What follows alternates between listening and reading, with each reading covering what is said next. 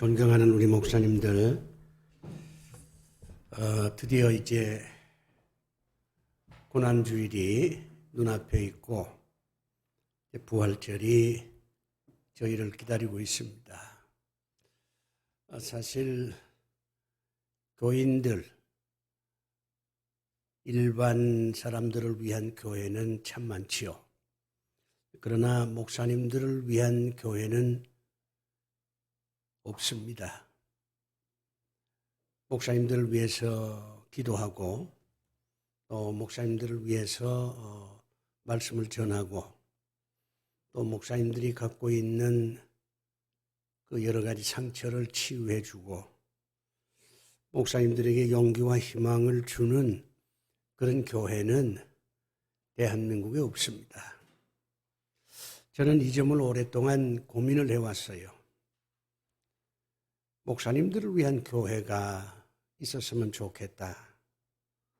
그런 생각을 이제 한 끝에 1년 전에 우리 서울장신 신학교 안에 교회를 이제 세우고 그 교회는 일반 교인들도 물론 오셔서 예배를 드리지만 근본적인 목적은 목사님들을 위한 교회로 성장했으면 좋겠다. 그런 바람을 갖고 신학교 안에 교회를 세우는데 제가 협조를 한 것입니다. 이 시간에 전해지는 모든 말씀은 평신도들을 염두에 두고 하는 말씀은 아닙니다. 목사님들을 대상으로 해서 하는 설교고 목사님들에게 용기와 희망을 주는 그런 내용으로 짜여져 있습니다. 아직은 이제 교회의 힘이 부족해서 목사님들을 돕는 그런 일들을 하지 못하고 있지만 앞으로 교회가 힘을 갖게 되면 이 목사님들을 위한 여러 가지 프로그램을 한번 해봤으면 하는 그런 생각을 갖고 있습니다. 저는 이제 총회에서 일을 하면서 총회에 여러 가지 그 주일이 있잖아요. 예를 들면 뭐 어버이 주일, 청년 주일, 뭐 참 많습니다. 다 좋지요. 그런데 왜 목회자 주일은 없을까? 이 목사님들이 힘을 내야 교회가 제대로 서고 목사님들을 격려하는 그런 교인들이 많아야 목사님들이 신바람이 나서 이 어려운 시절에도 목회를 열심히 하지 않겠어요?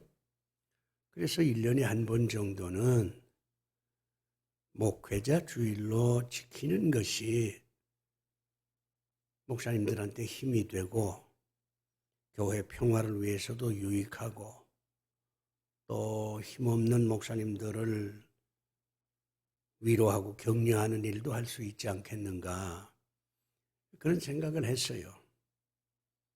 그래서 목회자 주일을 좀 제정을 했으면 좋겠다 하는 그런 이제 얘기를 많이 했는데 아직 우리 목사님들이 그 필요성을 인정하면서도 뭐 세상 속담에 중이 제 머리를 못 깎는다 뭐 그런 좀 비속적인 그런 표현이 있듯이 목사님들 스스로가 목회자 주일을 정해달라 이렇게 얘기하기가 멋쩍어서 이게 여론화되지 못하는 것 같아요. 사실은 장로님들이 이 운동에 좀 앞장서야 되지 않겠느냐 그런 생각도 해봅니다. 이제 한 주간이 고난주간인데 이 고난주간이 되면 목사님들이 참 당혹스러워요. 왜냐하면 메시지 자체는 그리스도의 고난에 동참하자 고난받는 주님을 생각하자 이렇게 설교를 하는데 막상 우리 목회자들 입장에서 보면 어떻게 그리스도의 고난에 내가 동참할까? 여기에 뭐 특별한 답을 찾을 수가 없어요. 그래서 이제 제가 목사님들한테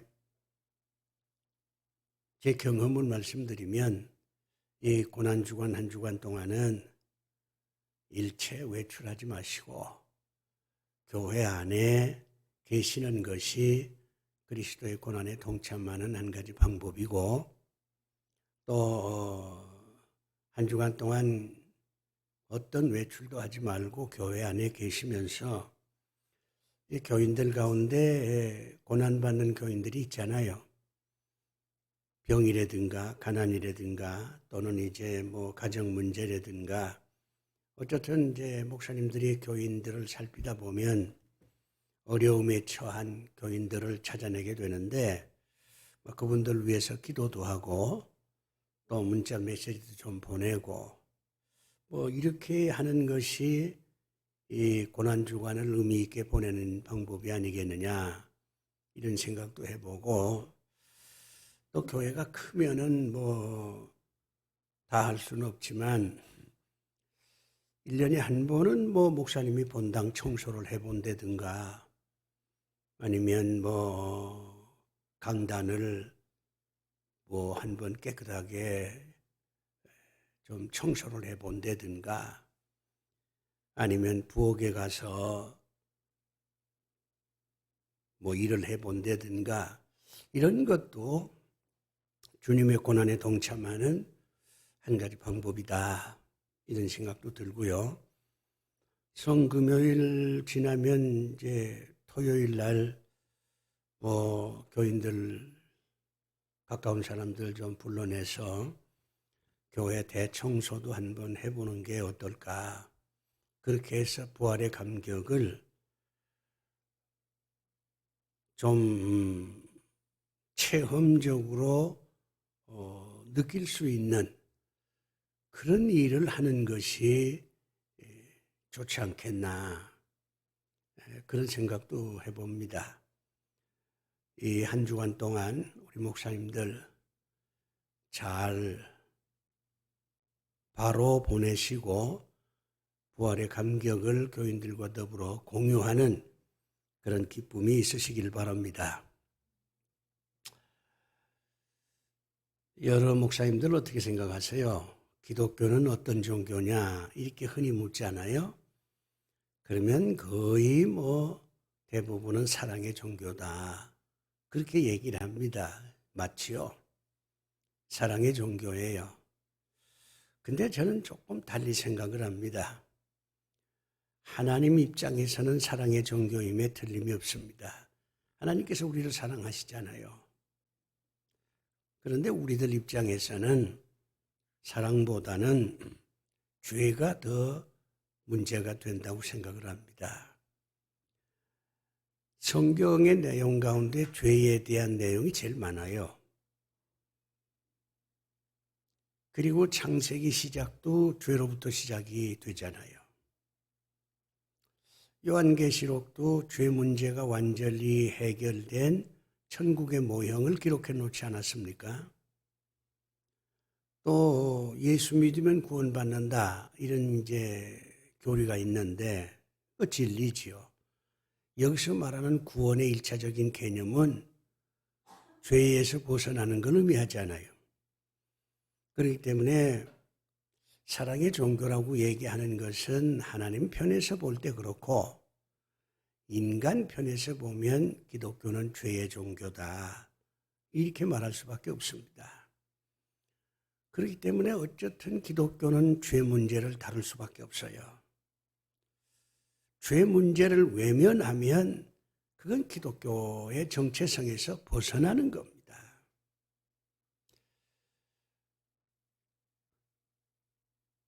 그래서 앞으로 한 달 동안은 이 죄 문제를 가지고 목사님들과 더불어 은혜를 나누려고 하는 것입니다.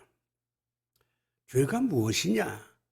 죄에 대한 정의를 물을 때 우리 예수 믿는 사람들은 간단하게 생각을 해요.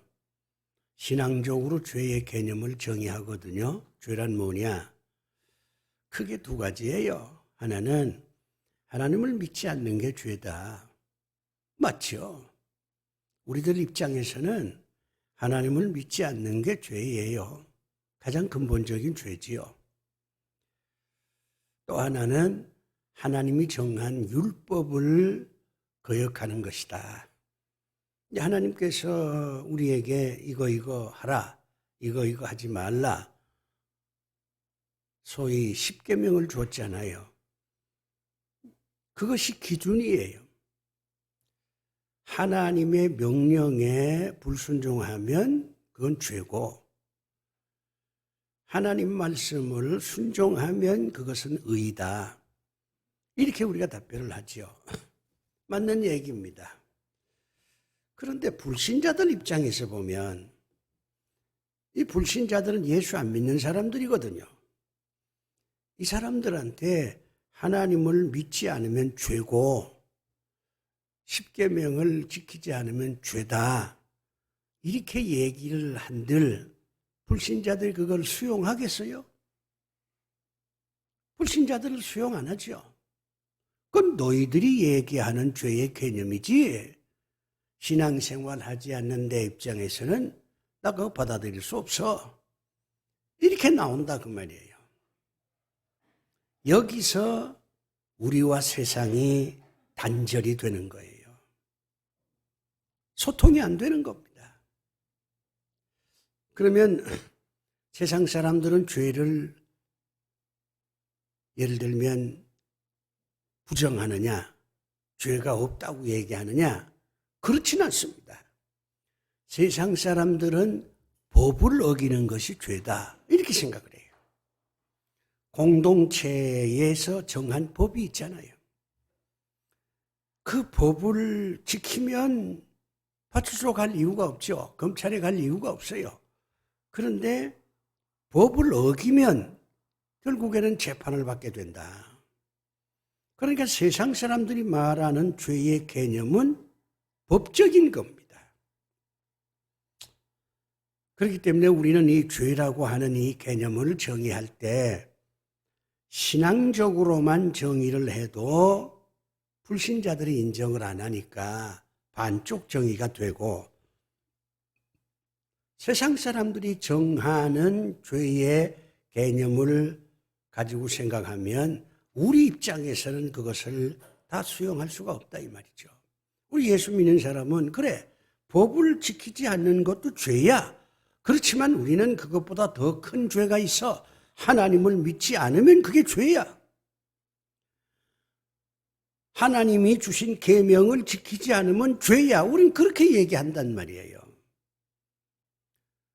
저는 목회를 하면서 무엇에 대해서 고민을 했냐면 죄에 대해서 고민을 많이 했어요.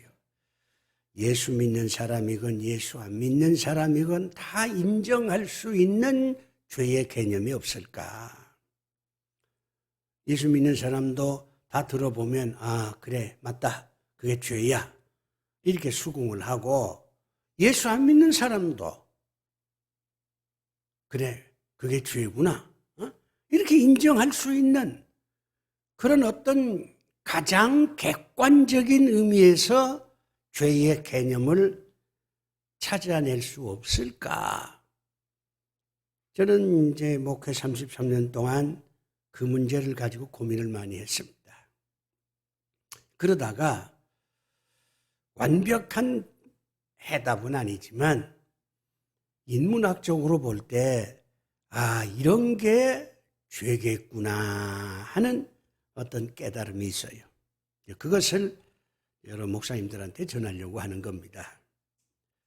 자, 인문학이라고 하면은 문학이나 또는 철학이나 역사를 의미하는 거잖아요. 그런데 문학이나 역사나 철학은 공통된 주제가 인간입니다. 그럼 이제 인간에 대해서 사람들이 생각할 때 크게 네 가지예요. 하나는 인간의 본질입니다. 이거를 생물학적으로 얘기하면 본성이라고 하죠. 인간의 본성에 대해서 연구를 하는 거예요. 인간의 본성이 뭐냐? 인간의 본질이 뭐냐? 그 다음에 두 번째가 상황입니다. 인간이라고 하는 게 뭐 구름 위에서 사는 존재가 아니잖아요. 상황 속에 있거든요. 회사 상황이잖아요. 가정 상황이잖아요. 친구 상황이잖아요. 인간은 상황에 따라서 변합니다. 그렇기 때문에 인간의 본질에 대한 연구와 그 다음에 인간에게 주어진 상황에 대한 연구가 필연적으로 따라올 수밖에 없어요. 그 다음에 세 번째가 인간의 행동입니다. 머릿속에서 생각하는 거는 본인밖에 모르잖아요. 그건 밖으로 드러나지 않으니까. 밖으로 드러나는 건 행동이에요. 인간은 어떤 행동을 하는가? 그 상황에서 인간은 어떤 행동으로 응답하는가? 이런 게 연구 과제가 될 수밖에 없어요. 그 다음에 마지막이 결과입니다. 인간이 행동하면 결과가 만들어지잖아요. 그 결과가 선한 거냐, 악한 거냐, 그 결과가 여러 사람들한테 유익을 주느냐, 아니면 여러 사람들을 고통스럽게 만드느냐, 결과에 대한 겁니다. 그래서 이제 인문학적으로 볼 때 인간을 네 가지로 본성, 본질이라고 얘기할 수도 있죠. 상황, 행동, 결과. 이런 거를 통합적으로 검토하고 그것을 드러내는 것이 인문학이다. 이렇게 보는 거예요. 그러면 죄의 개념도 인문학적으로 정의를 내릴 수 있지 않겠나? 이런 생각을 해보는 겁니다. 목사님들 생각이 어떠세요? 우리 목사님들은 그런 생각을 안 해요. 목사님들은 단순합니다. 설교할 때도 하나님을 믿지 않는 게 죄다. 하나님의 계명에 불순종하는 게 죄다. 이렇게만 말씀을 하거든요. 맞아요. 교리적으로 맞지요. 성경적으로도 맞고. 그런데 불신자들은 그런 얘기를 들으면 전혀 미동도 안 해요. 그러니까 전도하기가 어려운 겁니다. 불신자들 입장에서도 그래 맞다. 그게 죄구나. 이렇게 인정을 해야 교회와 어떤 접촉점이 생기는데 전혀 자기들이 수용할 수 없는 얘기만 자꾸 교회에서 하니까 이 전도가 되기가 어려운 겁니다. 옛날에는 예수 믿으면 잘 산다. 뭐 병 고친다. 뭐 자식들 뭐 성공한다. 이런 메시지로 세상에 있는 사람들 교회로 끌어들였어요. 또 그게 맞아요. 그러나 이제 시대는 많이 변했습니다. 그것만 가지고는 안 되는 겁니다.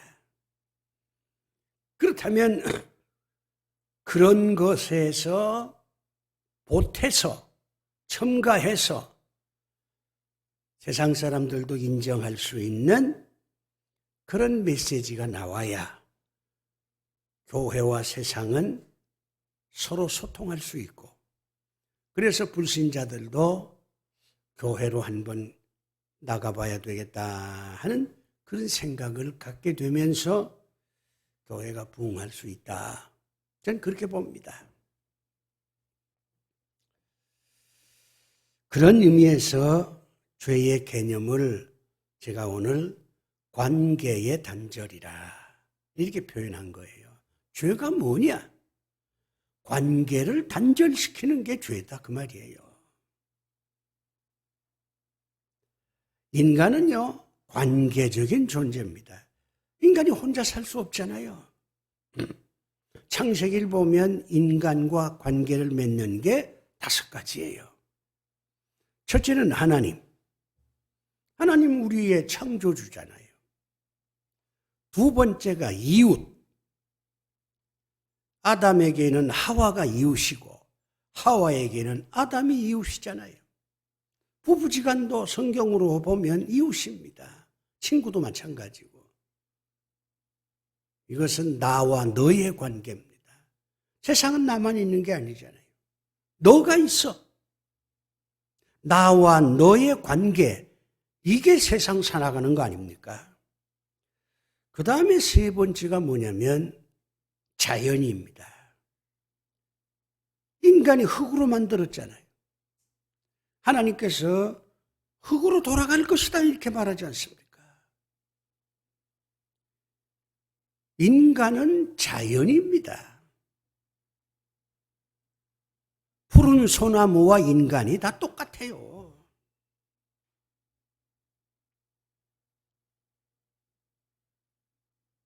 인간도 자연이에요. 그 다음에 네 번째가 환경입니다. 인간이 에덴 동산에서 살았잖아요. 에덴 동산은 하나의 환경입니다. 요즘 말로 얘기하면 직장, 환경이잖아요. 가정, 환경이잖아요. 교회, 환경이잖아요. 인간이 어떤 환경 속에서 공동체로 살아가는 겁니다. 마지막 5번째가 나 자신입니다. 자신과의 관계예요. 열등감이라는 게 뭐예요? 자기 자신을 부정하는 거잖아요. 나는 못났어. 이게 열등감이잖아요. 우월감이 뭡니까? 이건 자기를 높이는 거잖아요. 난 특별한 사람이야. 이렇게 생각하는 거잖아요. 결국 인간은 이렇게 5가지 관계 속에서 살아가는 겁니다.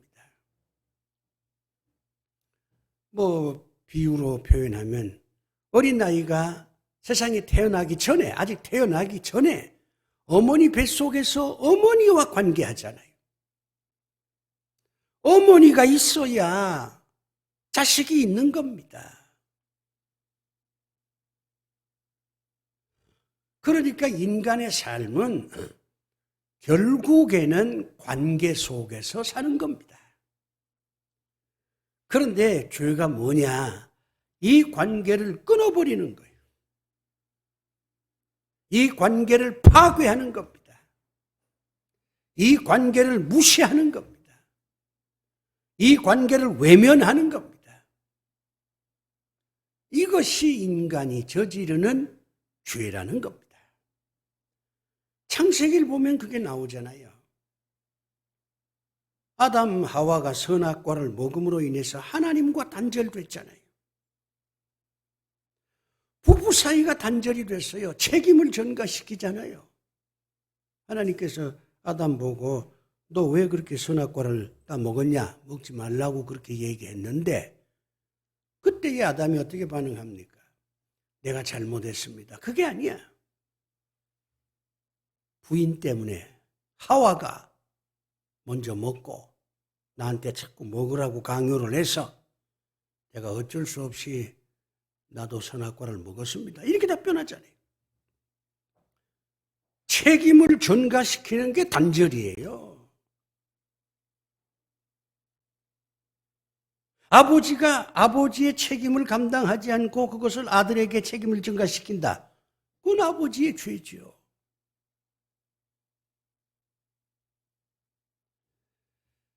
에덴 동산에서 추방되잖아요.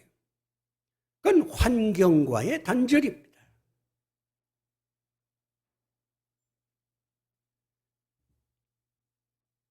가인이 아벨을 죽였잖아요. 억울하게 죽임을 당한 아벨의 피가 땅에 떨어졌어. 성경에 보면 그 아벨의 억울한 피가 땅에 떨어져서 땅이 아우성을 친다고 그러잖아요. 자연이 더럽혀진 거지요.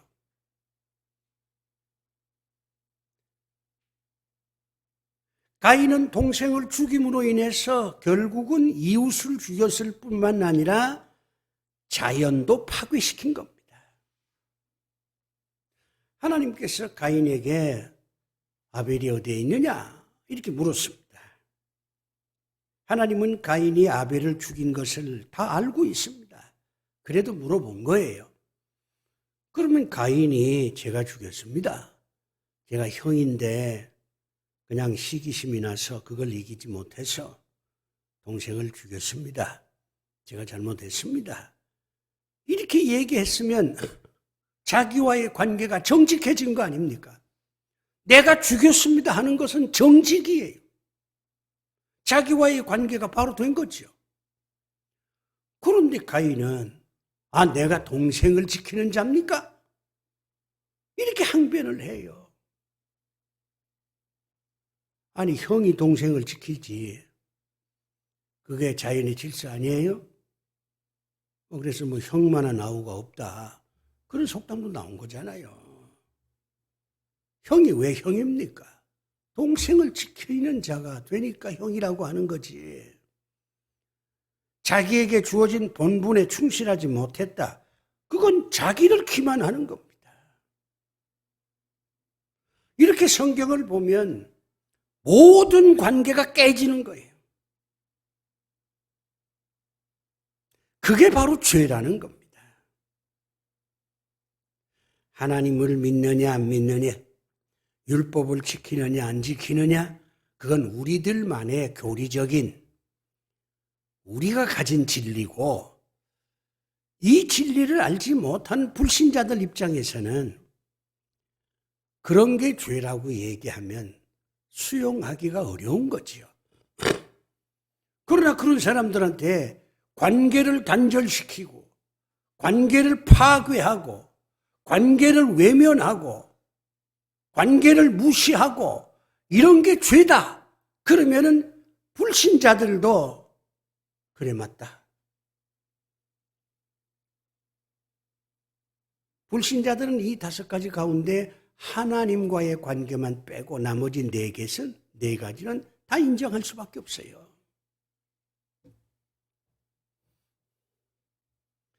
우리 목사님들이 죄가 무엇이냐 하는 것에 대한 깊은 통찰이 필요합니다. 그냥 우리가 말하는 하나님 믿지 않는 게 죄다, 율법을 지키지 않는 게 죄다, 이런 메시지만 자꾸 얘기를 하면 불신자들은 그 얘기 듣고 교회 나갈 생각을 안 해요. 나가고 싶은 그런 의욕도 안 생겨. 왜? 이해가 안 되니까. 그렇다고 법을 지키지 않는 게 죄다, 이런 얘기를 우리 목사님들이 한다면 그건 너무 당연한 거잖아요. 그건 신앙을 가진 사람에게 얘기할 수 있는 게 아니죠. 그래서 인문학적으로 인간은 관계 속에서 사는 존재인데 그 관계를 깨고 부시고 무시하고 외면하고 이게 죄다, 이렇게 얘기를 하면 우리 믿는 사람도 고개를 끄덕거리고 불신자들도 들으면 그래 그게 죄구나 이렇게 인정할 수 있어서 교회와 세상 사람들의 소통이 지금보다는 훨씬 원만하게 될 것이다. 그래서 저들도 교회에 가고 싶은 그런 생각, 목사님들의 설교를 듣고 싶어 하는 의욕이 생기지 않겠느냐. 그게 한국교회를 다시 재건시키는 한 가지 방법이 될 수가 있다. 이런 생각을 해봅니다. 자, 그러면 이제 2번째 주제로 넘어갑니다. 첫 번째 주제는 죄가 뭐냐? 관계의 단절이다 하는 말씀을 드렸고, 이제 2번째 주제는 그러면 우리가 죄를 짓지 말아야 되잖아요. 죄가 무엇이냐 하는 것을 아는 것도 중요하지만 죄를 짓지 않는 것도 중요하지 않습니까? 그러면 우리가 죄를 짓지 않으려면 어떻게 해야 되느냐? 우리는 통상적으로 믿어야 된다. 하나님을 믿고 그리스도 예수를 믿으면 죄를 짓지 않을 수 있다. 이렇게 설교를 해왔습니다. 맞지요? 믿음이 정말 좋은 사람은 죄를 짓지 않으려고 애를 써요. 그거 당연한 거예요. 그러나 믿음이 없는 사람들 입장에서 볼 때는 믿으면 죄를 짓지 않는다. 이런 얘기가 마음에 와 닿질 않는 거예요. 그렇지 않습니까, 목사님들? 신앙생활 하는 사람들에게는 믿으면 죄를 안 짓는다, 죄를 이길 수 있다, 이렇게 말할 수 있지만 아직 믿음이 없는 사람들한테 그와 같은 메시지는 전혀 공감대를 이룰 수가 없어요.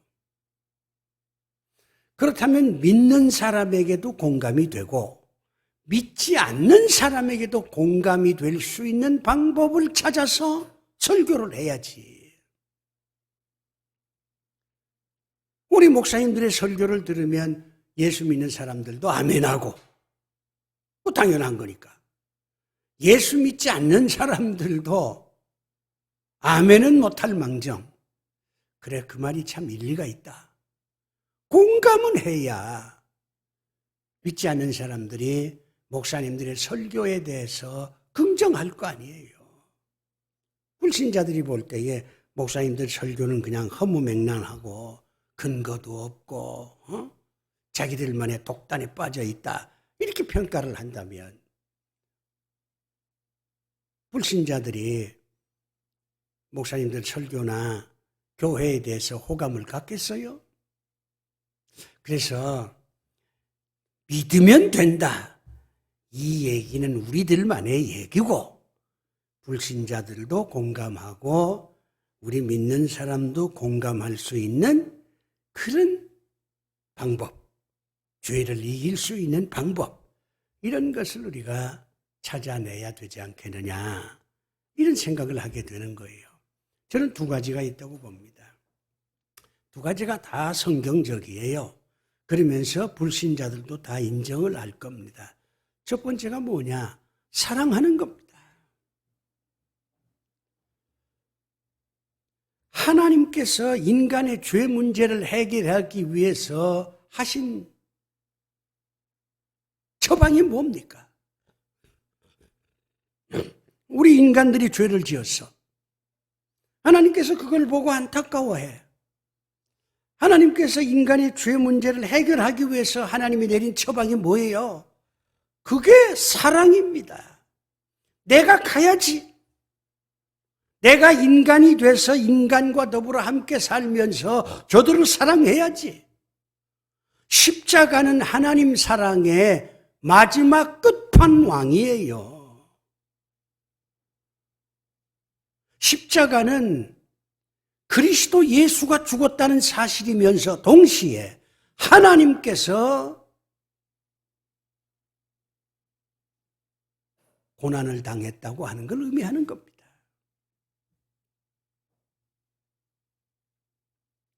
톨스토이가 딸한테 그렇게 말합니다. 사랑하며 살라. 사랑 외에는 인생을 제대로 사는 길이 없다. 그래서 바울도 말하지 않습니까? 믿음, 소망, 사랑, 이게 다 함께 있지만은 그 중에 제일은 사랑이라. 사랑이 없는 믿음은 시끄러운 소리밖에 안 된다. 그렇게 아주 직격을 하잖아요.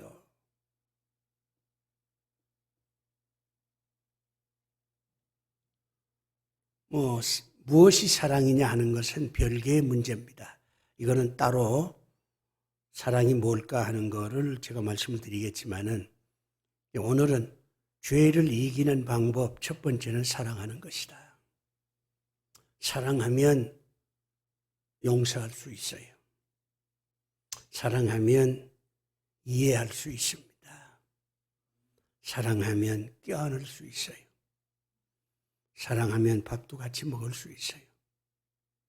사랑하면 그래, 내가 잘못했어. 잘못한 것도 없는데 사랑하면 그래, 내가 잘못했어. 그렇게 얘기할 수 있어요.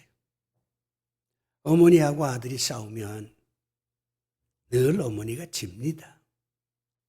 자식 이기는 부모가 없다고 그러잖아요. 그 말의 의미는 부모가 자식을 사랑하기 때문에 그래요.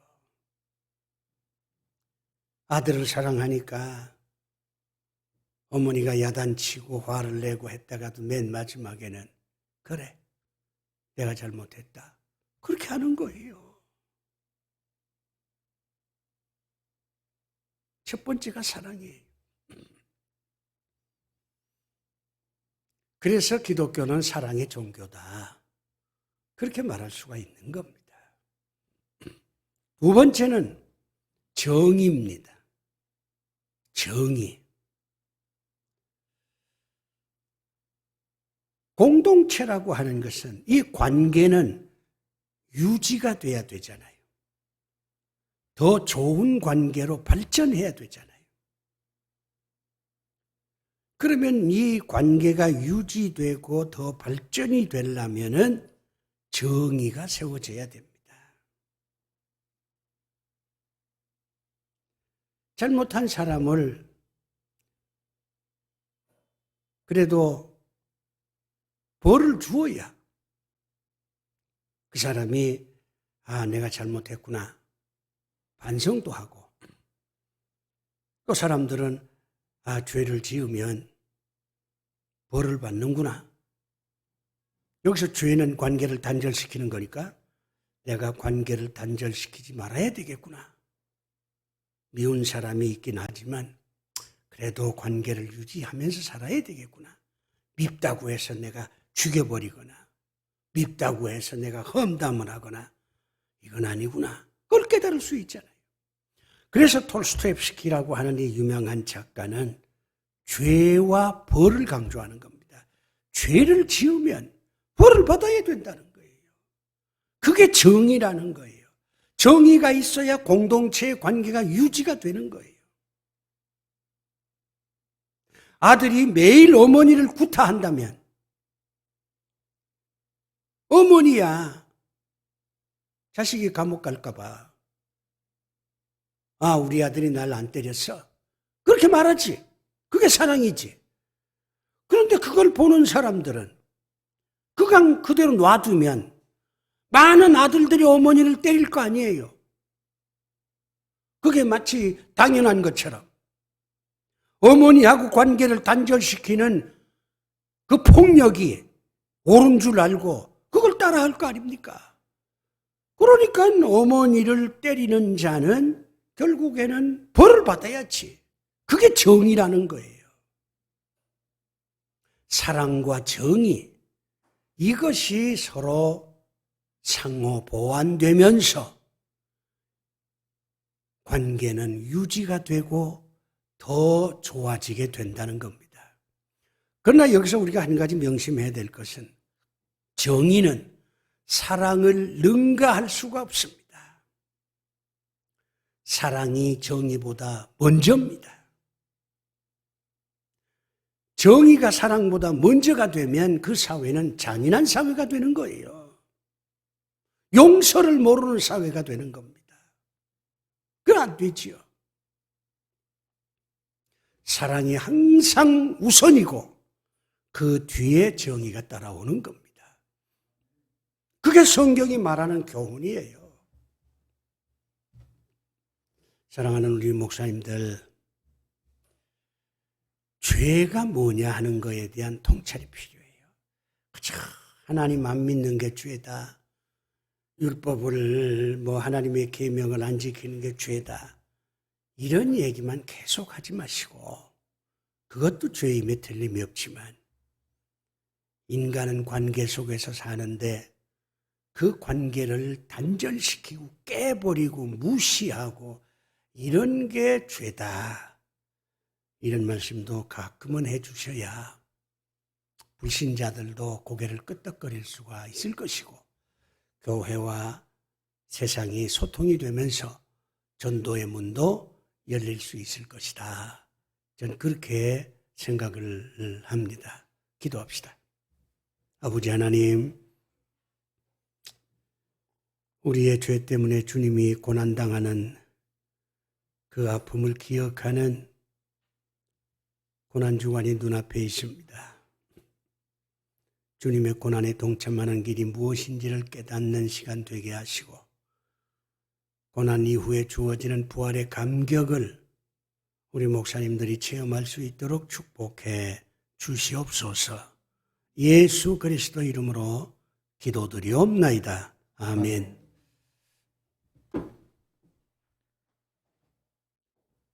우리 찬송가 254장을 부르시면서 준비하신 예물을 하나님께 올립니다.